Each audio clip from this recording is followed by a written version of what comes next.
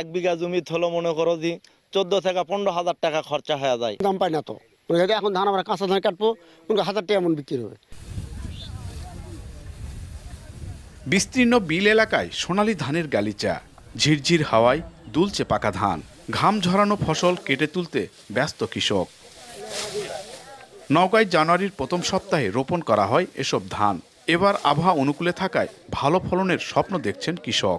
ধান কাটা মারায় এখন ব্যস্ত কৃষক ও শ্রমিকরা। তবে ন্যায্য মূল্য নিয়ে শঙ্কার কথা জানান তারা। বাজার মূল্য আমাদের এরকম থাকলে আশা করা যায় একটু ভালো, আর চেতে যদি না কমে। আমরা ধানের দাম পাই না তো এখন ধান আমরা কাঁচা ধান কাটবো 1,000 টাকা এমন বিক্রি হবে। ওরা ব্যবসায়ীরা ঠিকই 1200-1300 বেচছে। 1 বিঘা জমি হলো মনে করো যে 14 থেকে 15,000 টাকা খরচা হয়ে যায়। এটা লেবারের দাম মনে করেন যে 700-800 টাকা লেবার পড়া যায়। তবে বৈরী আবহাওয়ায় বিপর্যয় ঠেকাতে ধান 80% পাকলেই কেটে তোলার পরামর্শ কৃষি বিভাগের। যে কোনো প্রাকৃতিক দুর্যোগের হাত থেকে যেন এই ফসল নষ্ট না হয়, সেক্ষেত্রে আমরা 80% ধান পেকে গেলেই সেই ধান আমরা কর্তনের পরামর্শ দিচ্ছি।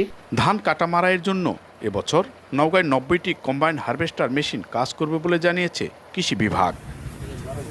জেলা কৃষি সম্প্রসারণ অধিদপ্তরের তথ্য বলছে, চলতি মৌসুমে জেলায় 1,93,000 হেক্টর জমিতে বোরো ধানের আবাদ করা হয়েছে।